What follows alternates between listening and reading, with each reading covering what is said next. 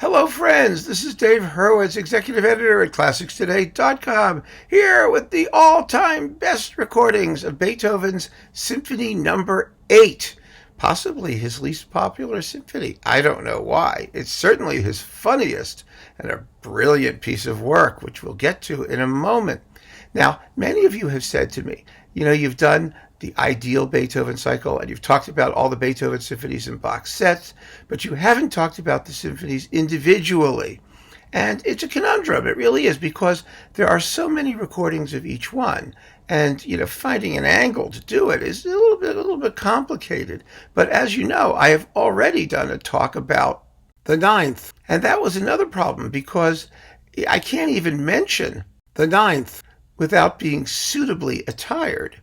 And so I had to figure a workaround, and now I think I've done it. So I could talk about the other eighth symphonies, and in the context as necessary mention the ninth, and still retain a suitable sense of decorum. Now, I think the way we're going to proceed is I will get a pile of the best versions of each symphony, a limited number, say between 5 and 10, maybe less. I don't think it makes sense to try and go through the bazillion versions that are out there. I will say that the ones that I pick are indisputably fabulous. There may be other indisputably fabulous ones out there that don't make the cut, and if they don't make the cut, don't worry about it. It's purely a personal thing. I will also, from time to time, mention some of the worst performances out there. For example, the worst performance of Symphony Number 8 is unquestionably Furtwängler's. My God, it's horrible. It is slow. It is heavy. It is slack. It is adipose. It is absolutely awful. But the reason, of course, is that Furtwängler had no sense of humor whatsoever, and the Eighth is Beethoven's most humorous symphony. Furtwängler did a fabulous version of the Ninth, as we know. But that doesn't mean that everything Beethoven wrote should be played like the Ninth. No, indeed. One of the things about Beethoven, of course, that makes him so wonderful is the variety within the 9 symphonies. Each one is its own unique organism and requires its own special approach. You cannot play everything the same way, which is essentially what Furtwängler did with his Beethoven. So let's forget about Furtwängler and let's go on to great performances of the Eighth and talk about the work a little bit first. Here's the deal with the Eighth. The Eighth is compact. It is Beethoven's shortest symphony by a wide margin, but it isn't just compact in terms of length. It's compact in terms of density, in terms of the range of incidents packed into a small space, and also vertical density. So much of it sounds like one giant tutti. The open sonorities of the Seventh that you get because of the high horns and the wide spacing of chords. The Eighth is just the opposite. The Eighth is a little fireball. And of course, like the Seventh, it has no real slow movement, so that it moves constantly. It's always in motion, and it's an amazing work for that reason. It is also for that reason Beethoven's most Haydn-esque symphony, because Haydn, of course, was the master of saying much in a small space. And as Beethoven matured and got older, his music became more and more Haydn-esque. This is also true of the Ninth, but that's another story, which we'll get to. In any case, great recordings of the Eighth. I have 7 of them here. 7/8. I kind of like the way that sounds, and I would like to talk about them now without further ado. Now, a couple of them are historical recordings, and all roads lead to Toscanini when it comes to Beethoven's Eighth. Boy, is this a smoking hot performance of the Eighth. Now, the key moment for me in the Eighth, and I'm going to play it for you, in fact, the key moment for me in the Eighth is the first movement development section leading to the recapitulation. That is unquestionably, it is beyond doubt the greatest single climax in any Beethoven symphony. It's even bigger in its way, more explosive than the recapitulation of the ninth, or the eruption of the finale in the fifth. I mean, it's just an incredible moment. It has more harmonic tension. It's like a rubber band that's getting stretched, further and further and further until it finally snaps. It's unbelievable. And the problem with it is that not only does the rubber band snap, but the theme, when it comes back, is in the bass. So that means you must hear the bass. This entire symphony, in fact, is full of fabulous writing for the bass. Even in the charming second movement, the Allegretto, it's practically a duet between the violins and the basses. You've got to have really good basses and a recording that combines transparency and clarity with rock-solid bass lines. That's the reason I think that most period performances of this symphony are so unsatisfying. You would think it would be ideal for them, but it really isn't, because they don't have large enough string sections, and in particular, not enough stuff happening in the bass. Toscanini, oh my God, boy, has he got basses pounding away at that moment of recapitulation. And any great performance of this symphony has to have that. But Toscanini's is the oldest one that I'm going to talk about. It's still in decent enough sonics that you can really tell what the orchestra is doing. And it really is extraordinarily intense. So Toscanini is my number one choice. But I want to play you that moment now with another one of my absolute favorite choices, because you just need to hear it, and I have permission to do it. So I'm going to play that moment of recapitulation in one of my all-time favorite performances, Blomstedt with the Staatskapelle Dresden on Brilliant Classics. Now, this was originally on Berlin Classics. It has been reissued on Berlin Classics at a much higher price. Here it's available for virtually nothing. And they talk about remastering and stuff, and I couldn't care less about this. It's always sounded great, and it still sounds great. And I want you to hear that fabulous moment of recapitulation and counterpoint, because the development section is very, very highly contrapuntal. It's really a fugato is how it starts, but everything is in canonic imitation, and then it finally congeals in this race past to the recapitulation. And you have to listen to how at the climax the bass line gets the tune, which is almost always obliterated in most performances. That's terrible, bad, icky. No, you've got to hear the tune when it comes in the bass. And here with the Staatskapelle Dresden's marvelously transparent sonority, even at full tilt, you can hear it.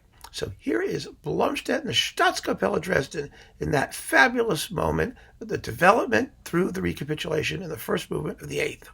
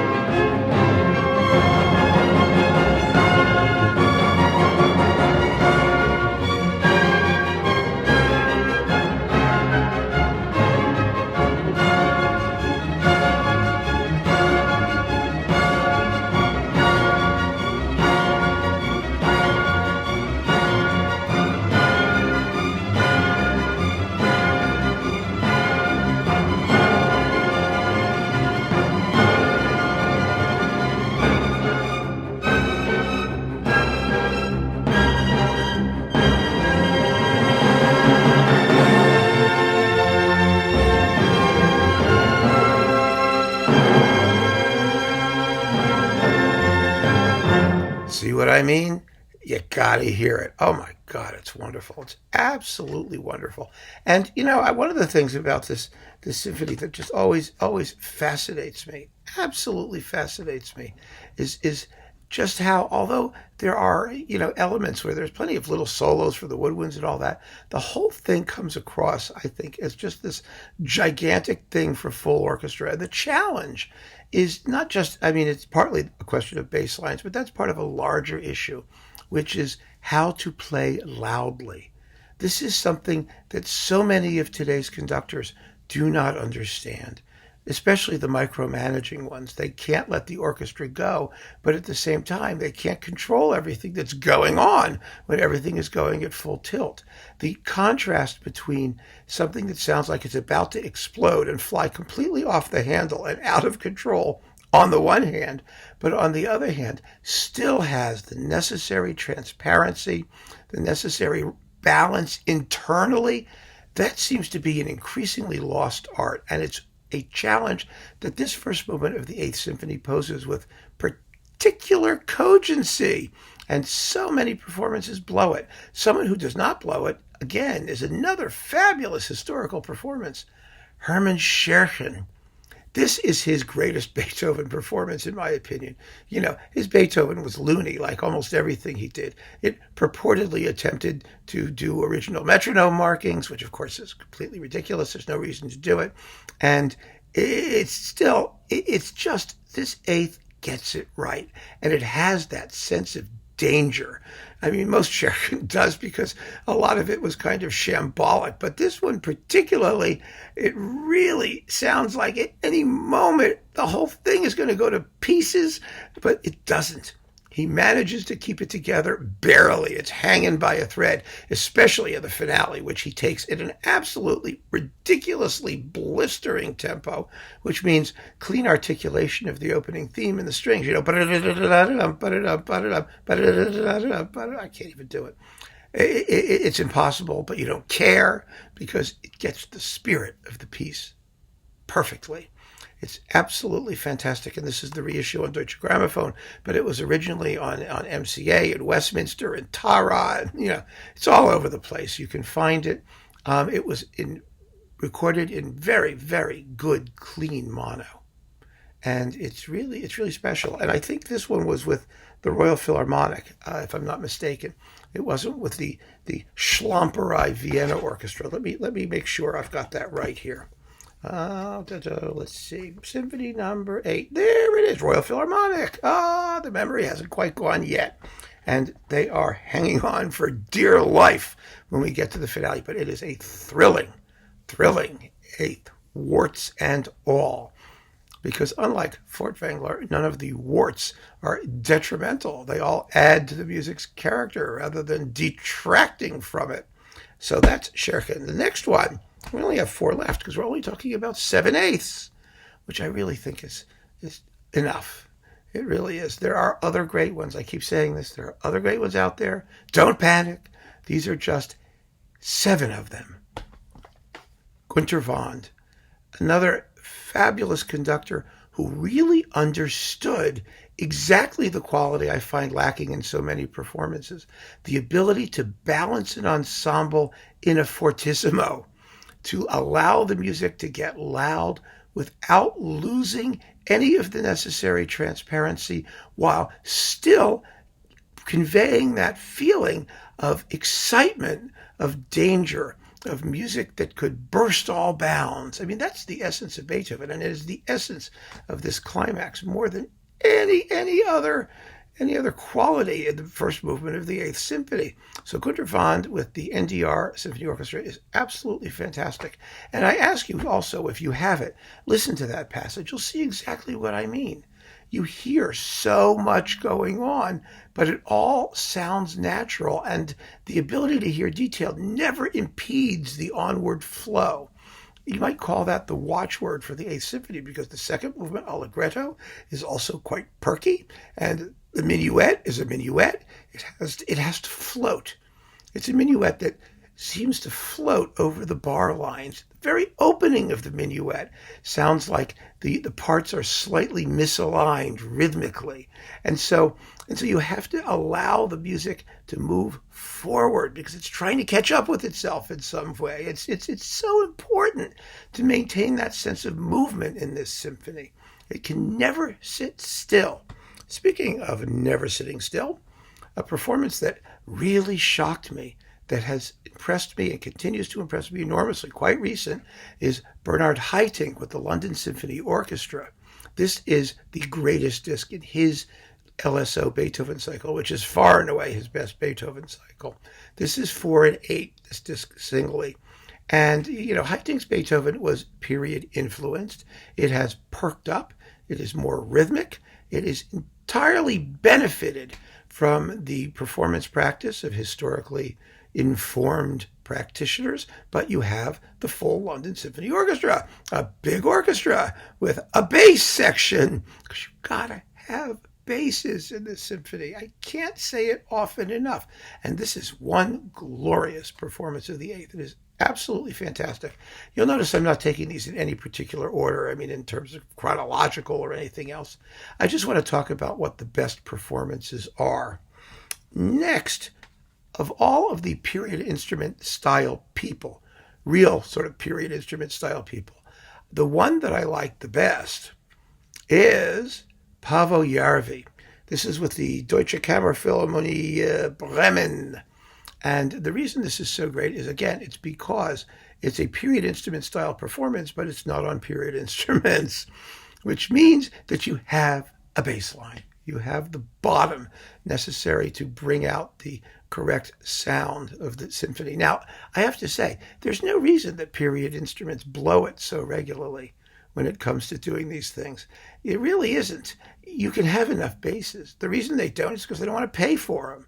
It's purely, totally financial. There is no other reason they screw it up so regularly. They have these tiny little ensembles with, half a double bass or maybe one or two at the most. Sometimes maybe three. I don't know. But if you can't hear them, they're not there as far as I'm concerned. And you just got to be able to have the right weight of sonority. I mean, when Mozart wrote his Paris Symphony, remember they said they had 10 double basses in the Paris orchestra, even back then. And when Haydn wrote his letter, the famous Applausus letter to the monks on how to perform his Applausus cantata, he knew there would only be one bass, but he said use a bass, throw in a bassoon, throw in anything you could get on the bass line for clarity, you should do. That was the point. That was the aesthetic. And that's what really, really needs to be done. And this one manages to do it. And it sounds absolutely splendid. It's magnificently recorded. It's an SAT CD. It's a regular CD. It's in everything. It's a bird. It's a plane. It's a frog. It's Beethoven's Eighth with Paavo Järvi. It's wonderful. And it comes with a really smoking eroica, too. Something worth considering. However, I have to pick one that is my personal favorite. And happily, I can play samples and explain why it's my personal favorite. My personal favorite for the Eighth is Paul Kletsky with the Czech Philharmonic. I think this is the most characterful, punchy, delicious combination of fabulous orchestra with its own characterful sound and really, really sharp conducting. It's incredible. And I'm going to play you 3 examples just so you hear exactly what I'm talking about. First, I want you to hear the opening exposition through the onset of the second subject. I want you to listen in the big initial tutti, those double basses. Bum, ba-dum, chum, chum, chum. You hear the basses. It's wonderful.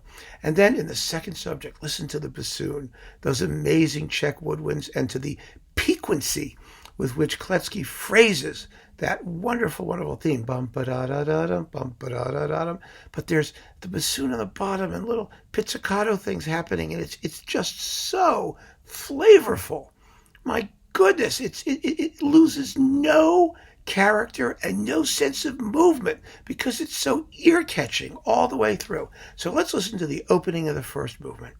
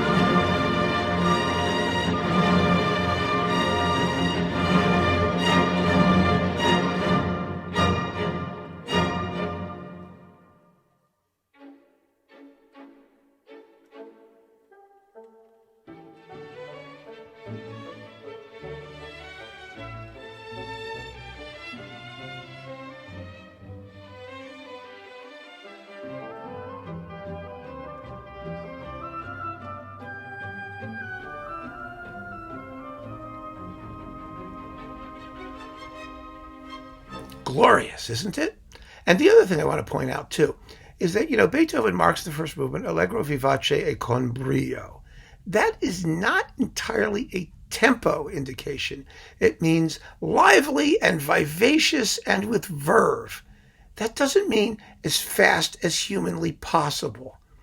And performances that do that, I think, miss a really, really critical element because there is so much detail, vertical detail, simultaneity of events in this music that you don't have time to hear it. It just whizzes by in a blur, and we don't want blur. Beethoven is not about blur. You can blur the finale a little bit, as Scherchen does, but the first movement, you got to hear what the music is doing. And so let me play you that fabulous moment in the development section with its fugal entries and that incredible climax when the recapitulation comes in and the bass is here rendered with absolutely spectacular clarity, but impact as well. It's just marvelous. Here it is.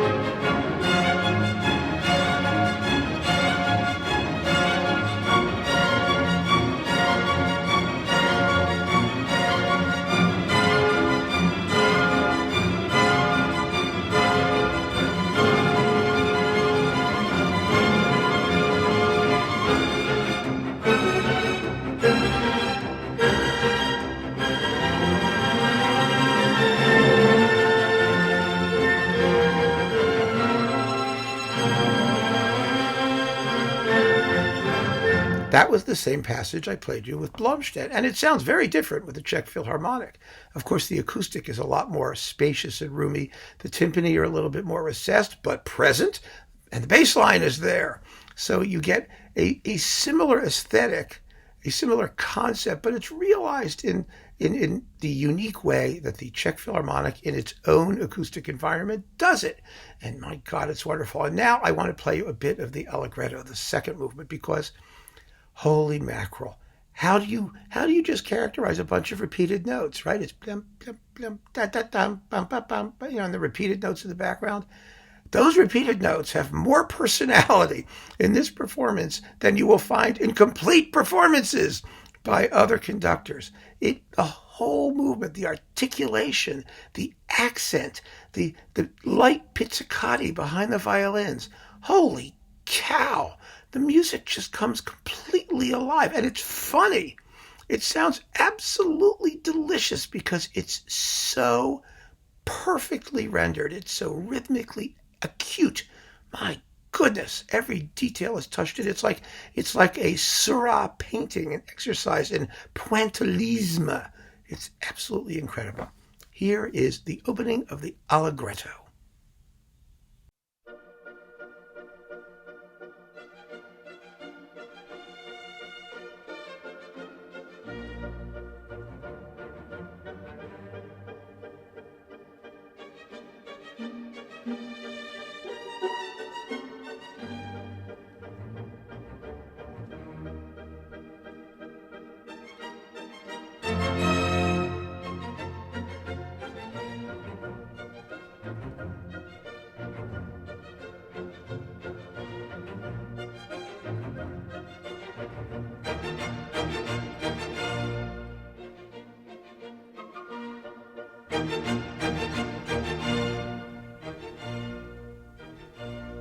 So there may be other versions of the Eighth that you like better.